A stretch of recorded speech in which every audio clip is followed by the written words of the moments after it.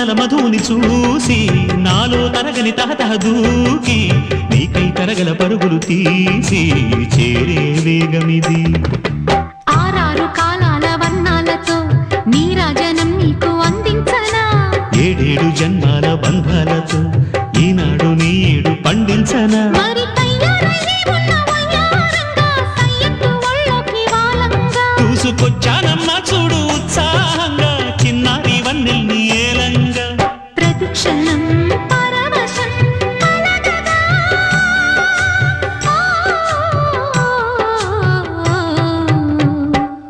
మనస పలకవే